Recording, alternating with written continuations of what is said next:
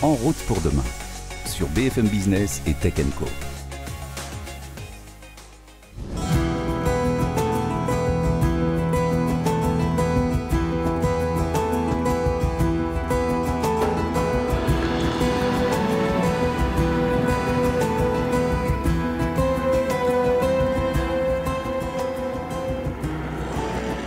C'est un peu une marque dans la marque. John Cooper Works est en quelque sorte ce qu'est Abarth pour Fiat. C'est la division performance de la marque Mini avec en résumé les modèles de la marque britannique qui sont en version plus dynamique, que ce soit au niveau du design mais aussi des moteurs ou encore des réglages de suspension. Alors petit rappel historique, John Cooper reste un grand nom dans l'histoire du sport automobile. Cet ingénieur britannique a travaillé avec Mini à partir des années 60 pour en faire de vrais bolides de compétition, avec notamment 3 victoires au rallye de Monte-Carlo en 1964, 1965 et 1967. C'est aussi ce qui explique le lieu de cet essai, notamment sur les routes magnifiques du col du Turini, une des spéciales mythiques de ce rallye.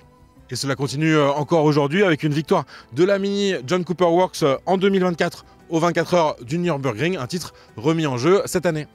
Alors on est aussi sur une histoire familiale, c'est le fils de John Cooper, Michael Cooper, qui a créé l'entreprise John Cooper Works en 2002 en vendant finalement à l'époque des kits de préparation pour les modèles de la marque Mini.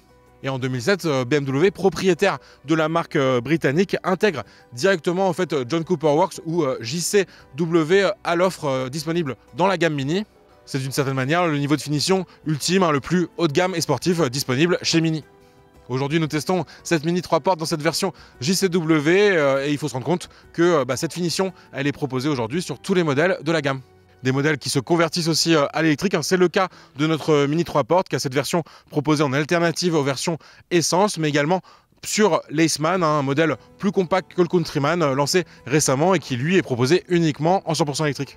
Alors est-ce qu'on a toujours une Mini qui respecte la copie d'origine? Pas vraiment, vous me direz, si on regarde tout simplement ses mensurations. On est en effet à 3,88 m de long et donc ça c'est un petit peu plus court quand même qu'une Alpine A290 qui va être une des concurrentes directes de ce modèle et qui elle est à peine sous les 4 mètres.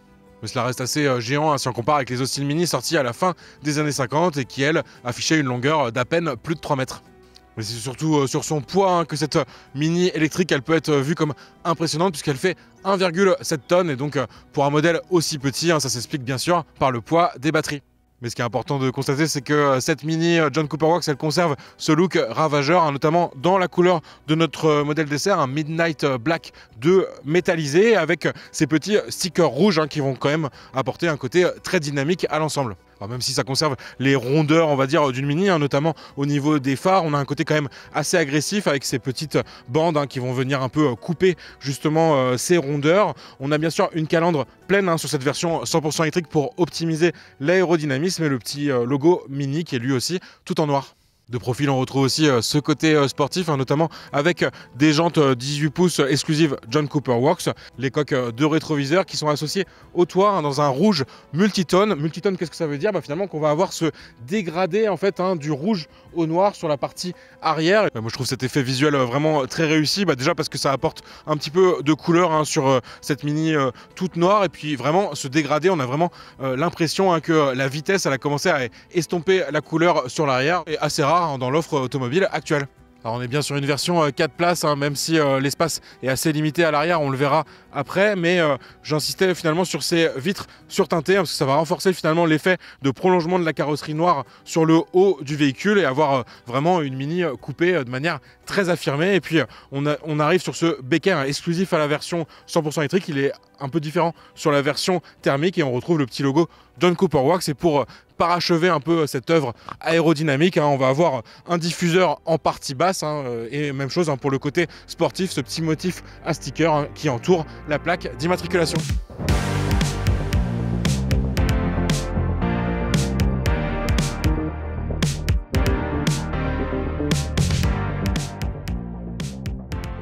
À l'intérieur de cette Mini John Cooper Works, on oscille entre le très bon et le finalement moins réussi. On commence par le positif avec déjà l'habillage de la planche de bord ou encore des portières avec ce textile qui donne tout de suite un peu de cachet à cet intérieur qui reste quand même assez sombre.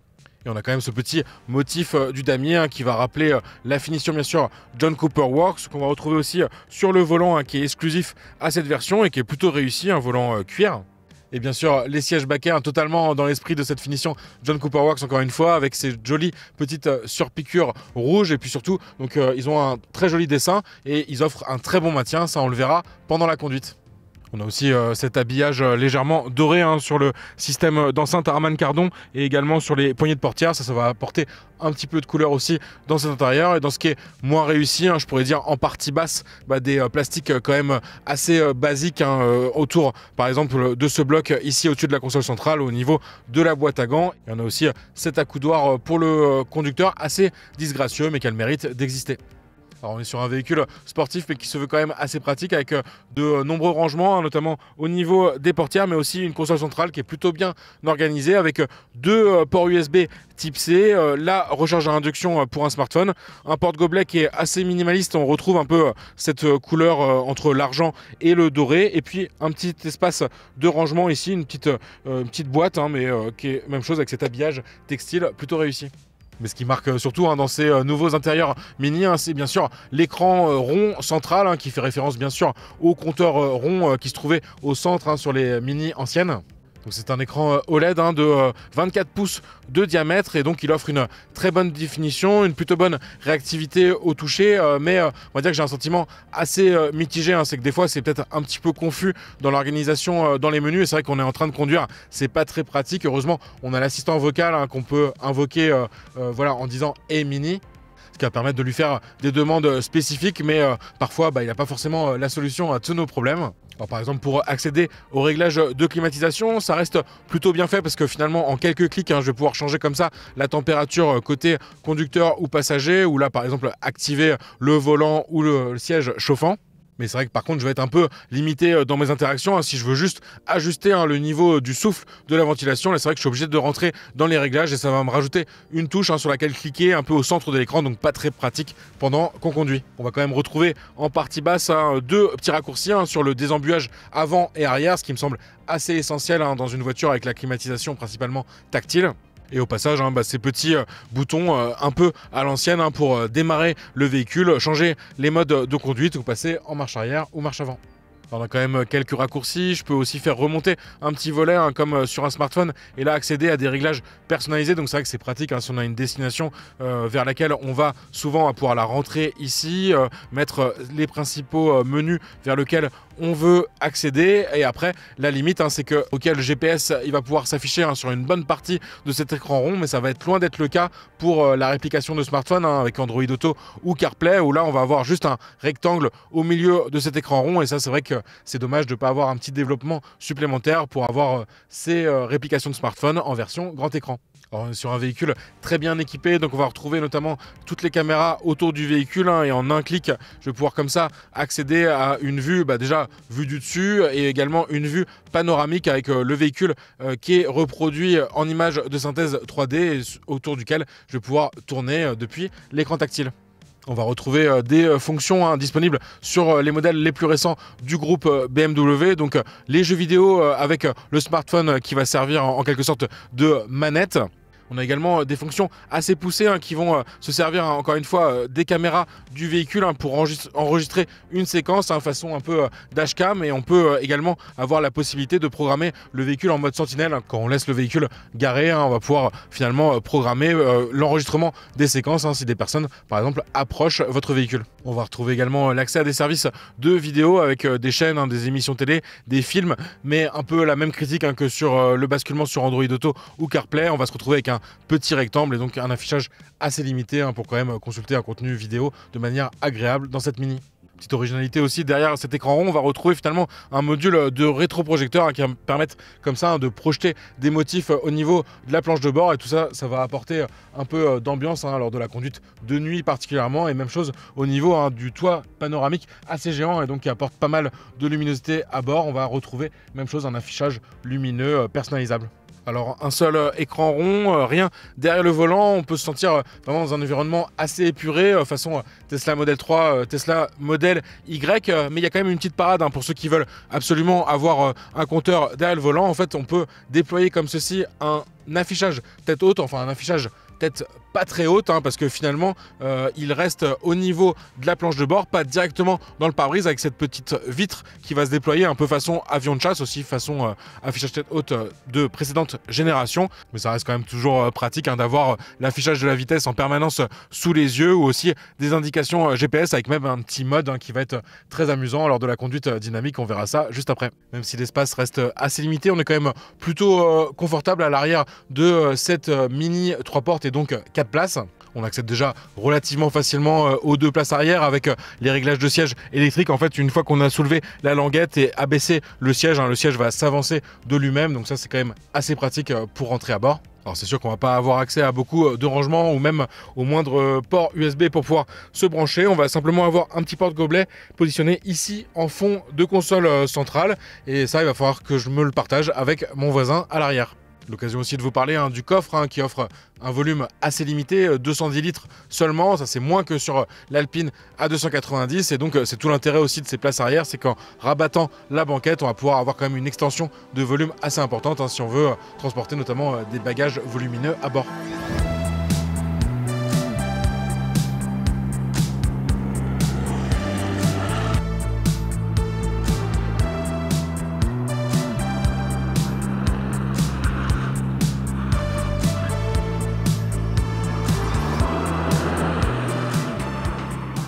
Alors forcément, on avait très envie de voir ce que donnait cette Mini John Cooper Works électrique sur la route. Alors qu'est-ce qu'on a sous le capot? Un moteur situé à l'avant qui fournit une puissance de 170 kW ou 231 chevaux et 350 Nm de couple. Et en fait, on a un petit bouton boost au niveau comme une palette au volant côté gauche qui va me permettre d'ajouter 20 kW de puissance, soit 27 chevaux. Et donc, on arrive au total annoncé sur cette John Cooper Works électrique de 258 chevaux. Le 0 à 100 km/h, c'est un point important sur ces voitures électriques qui se veulent assez performantes. Il a 5,9 secondes et on peut atteindre jusqu'à 200 km/h. On dispose d'une batterie 54,2 kWh brute, 49,2 kWh de capacité nette, et donc avec 371 km d'autonomie officielle WLTP. Alors forcément, la contrepartie de ce dynamisme, c'est un manque de confort assez évident. Alors si en conduite dynamique, on va être tolérant, et surtout ça va apporter beaucoup de capacité, de vivacité à ce véhicule. Les réglages de suspension et le châssis fait que c'est un véhicule qui est relativement inconfortable en ville et sur les petites routes. Heureusement, c'est rattrapé par les sièges notamment, qui sont assez confortables et qui donc ne gâchent pas trop l'expérience, on va dire, normale lorsqu'on roule juste pour se déplacer et pas pour faire une mini spéciale de rallye.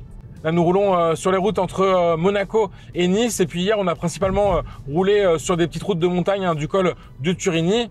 Côté recharge, cette Mini John Cooper Works électrique, elle peut encaisser jusqu'à 11 kW en courant alternatif et jusqu'à 95 kW en courant continu, donc sur une borne de recharge rapide sur un long trajet, de quoi passer de 10 à 80% en 30 minutes. Alors comme je vous disais, sur la partie gauche du volant, on a cette petite palette boost, mais c'est vrai que finalement le surplus de puissance, il n'est pas énorme, et surtout on a quand même pas mal de puissance déjà avant de l'enclencher. On a principalement roulé dans le go-kart mode qui correspond à un mode sport et qui reflète bien ce côté petit kart des Mini John Cooper Works. Alors logiquement, c'est le mode le plus dynamique disponible dans le véhicule, et il va être complété par un mode John Cooper Works justement, qui devrait arriver via une mise à jour en juillet et qui offrira, on va dire, des sensations encore plus sportives sur cette Mini électrique. Alors au-delà de raffermir le volant et de changer, on va dire, sensiblement les réglages du véhicule, ça permet aussi de disposer d'informations en temps réel à l'écran, notamment les newton-mètres et les kilowatts selon mon appui sur la pédale, et les mouvements de G latéraux et avant-arrière. Et c'est vrai que hier, après on va dire avoir pas mal roulé sur le col du Turini, on avait une belle mosaïque qui reflétait finalement la conduite assez sportive sur ces routes de col de montagne. Alors bien sûr, c'est possible de les désactiver, mais ce go-kart mode, il s'accompagne aussi de bruits qui vont accompagner les accélérations. Alors des bruits totalement artificiels, bien sûr, on n'a pas de moteur thermique, il ne cherche pas à reproduire le bruit d'un moteur électrique, et on n'a pas ce petit sifflement parfois caractéristique justement des moteurs électriques.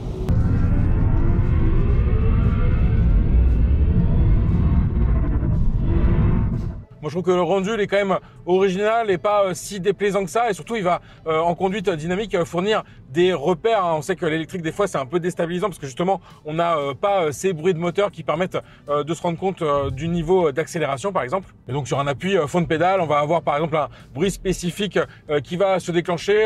Même chose lorsqu'on commence à perdre un petit peu d'adhérence. Et puis surtout, au freinage, une espèce de ratata artificiel, mais qui est vraiment bien retranscrit et qui reflète finalement la puissance du freinage régénératif. Alors je vous parlais de freinage régénératif, on va pouvoir l'ajuster sur 3 niveaux en mode D, donc un niveau faible, intermédiaire et élevé, et également un 4e mode adaptatif où c'est le véhicule lui-même, on va dire, qui va ajuster le niveau de freinage régénératif. Et ça va être complété par un mode B qui finalement correspond à peu près au mode D avec le freinage le plus élevé, mais va permettre quand même de réaliser du one pedal, donc la conduite avec un tel freinage régénératif que c'est juste en relevant le pied de la pédale d'accélérateur que le véhicule va suffisamment freiner pour aller jusqu'à l'arrêt. Alors c'est juste dommage de ne pas pouvoir régler ce freinage régénératif directement via des palettes au volant. En effet, sur la version électrique, on va uniquement avoir ce petit boost à gauche, mais pas des palettes pour ajuster, alors que là, il faut passer par l'écran tactile, c'est un peu pénible. Et c'est d'autant plus dommage que sur les versions thermiques de la John Cooper Works, on va avoir ces fameuses palettes pour changer de rapport sur la boîte automatique. Alors sur ces petites routes de montagne, on a pu tester une fonction assez originale au niveau de l'affichage tête haute.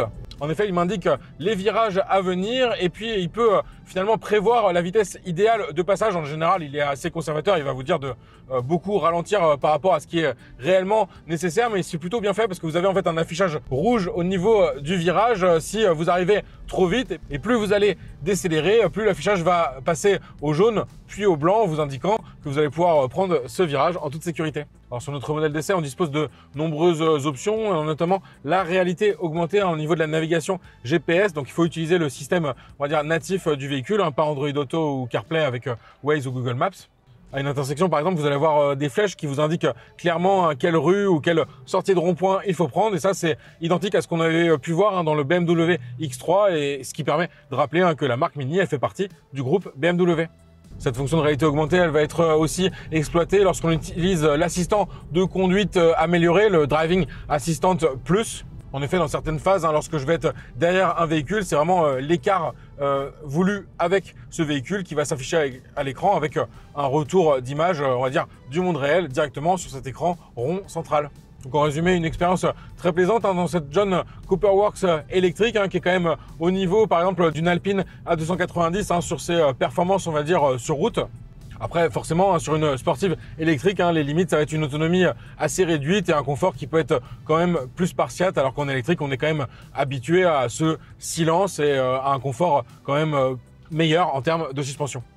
Alors qu'est-ce que ça a donné niveau conso? Alors de notre essai très mixte, j'ai envie de dire, parce qu'on a roulé à la fois dans des centres-villes embouteillés comme c'est le cas actuellement, mais aussi sur les routes du col du Turini, donc avec une conduite très dynamique et en montée, à tel point que quand on est arrivé aux 1607 mètres d'altitude de ce col, on était à 30 kWh au 100 de consommation, donc ça c'est assez énorme, mais logique encore une fois vu notre cas d'usage.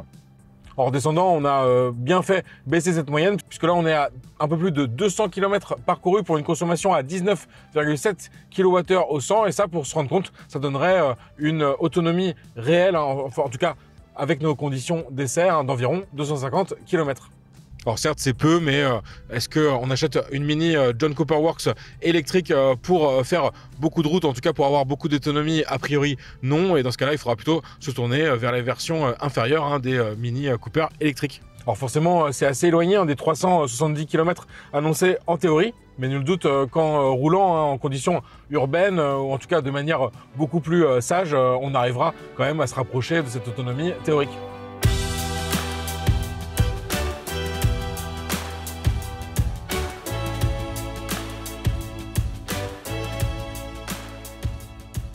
Cette Mini John Cooper Works électrique démarre à partir de 42 550 €, et à noter que comme elle est produite en Chine, elle ne peut pas bénéficier du bonus écologique, même si elle est sous ce plafond des 47 000 €. Sur notre modèle d'essai, on ajoute tout de même deux options, les coques de rétroviseur et le toit rouge multitone à 370 € et le pack XL à 3310 € qui intègre quand même pas mal d'équipements comme le Driving Assistant Plus ou aussi la réalité augmentée qui va venir compléter la navigation GPS, les sièges électriques à l'avant et massant pour le conducteur, ce fameux toit panoramique en verre et encore les vitres arrière et la lunette arrière surteintée. Facture totale de notre modèle d'essai, elle est donc à 46 230 €. Alors à titre de comparaison, c'est 8 000 € de plus que la Mini Cooper SE, on va dire, qui est la précédente version la plus puissante dans la gamme, qui offre quand même 218 chevaux, un 0 à 100 en 6,7 secondes et un petit peu plus d'autonomie, entre 385 et 400 km selon les versions.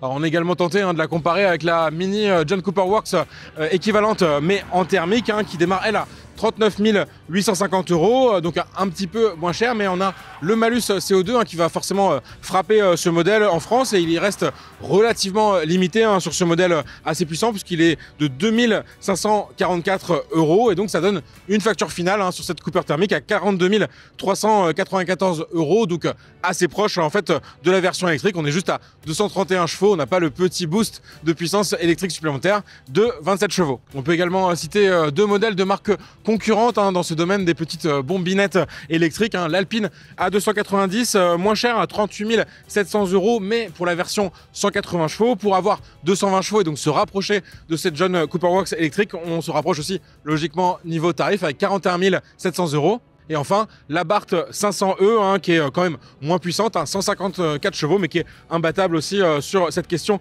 du tarif, puisqu'elle démarre à seulement 37 000 €. En route pour demain, la mobilité sous toutes ses formes sur BFM Business et Tech & Co.